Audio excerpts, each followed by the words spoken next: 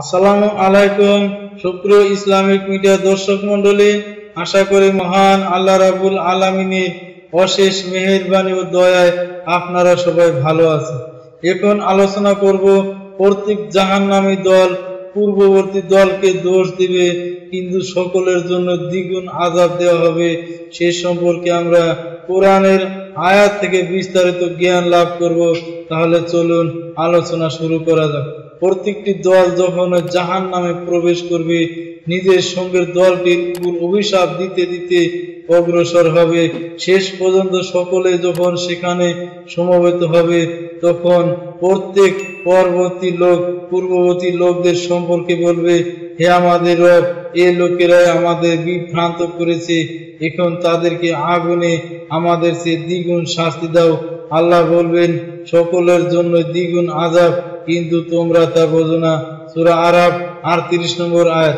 সকলের জন্য দ্বিগুণ আযাব, এ কথার তাৎপর্য হচ্ছে অপরাধীরা সর্বদাই নিজে অপকর্ম করে এবং আমাদের করতে উৎসাহ দেয়।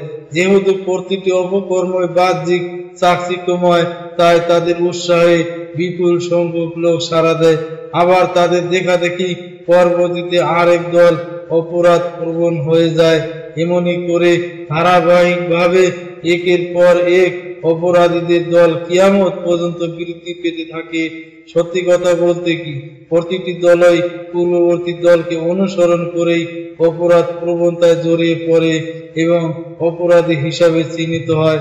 তাই আল্লাহ রাব্বুল আলামিন প্রত্যেক দলকে দ্বিগুণ শাস্তি দিবেন, কারণ একদিকে যেমন তারা পূর্ববর্তী দলের অনুসারী, অপরদিকে তারা তাদের পরবর্তী দলের পথ প্রদর্শক।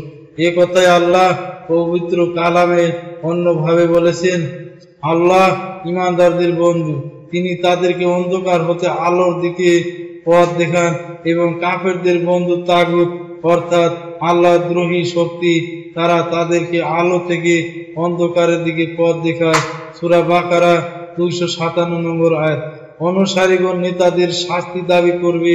যখন জাহান্নামীদেরকে আগুনে পোড়ানো হবে, তখন তারা বলবে, হে আমাদের রব, আমরা আমাদের সর্দার ও নেতাদের আনুগত্য করেছি, তারা আমাদেরকে সরল সঠিক পথ থেকে বিভ্রান্ত করে দিয়েছে।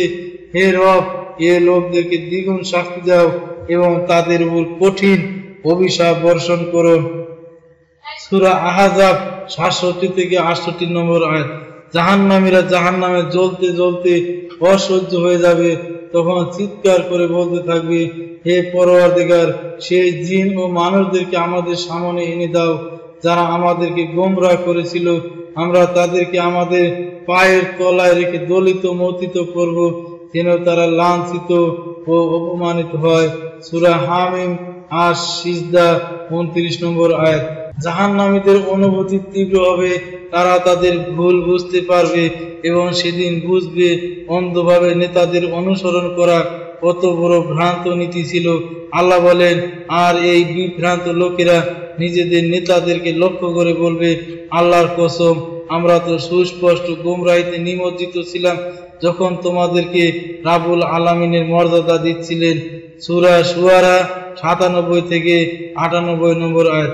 সূরা বাকারায় বলা হয়েছে, যখন জাহান্নামে শাস্তি দেওয়া হবে, তখন এসব নেতা ও প্রধান ব্যক্তিরা দুনিয়া যাদের অনুসরণ করা হতো, তারা তাদের অনুসারীদের সাথে সম্পর্কহীনতা প্রকাশ করতে থাকবে, কিন্তু তবু শাস্তি তারা পাবেই এবং তাদের সমস্ত উপায় উপকরণের ধারা ছিন্ন হয়ে যাবে।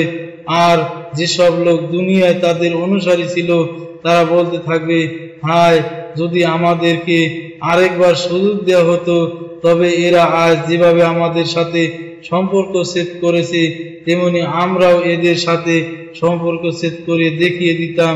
এভাবে দুনিয়ায় এরা যে সমস্ত কাজ করেছে, সেগুলো আল্লাহ তাদের সামনে এমন ভাবে উপস্থিত করবেন যাতে তারা কেবল দুঃখ ও আক্ষেপই করতে থাকবে, কিন্তু জাহান্নামের আগুন থেকে বের হবার কোনো পথ তারা খুঁজে পাবে না। সূরা বাকারা ১৬৬ থেকে ১৬৭ নম্বর আয়াত। সুপ্রিয় মুসলমান ভাই বোনেরা, ভিডিওটি এ পর্যন্ত। আপনারা ভিডিওটি শেয়ার করে সারা বিশ্বে ছড়িয়ে দিন এবং ইসলাম প্রচারে অংশীদার হন এবং আমার চ্যানেলটি সাবস্ক্রাইব করুন নিত্য নতুন ইসলামিক ভিডিও পাওয়ার জন্য।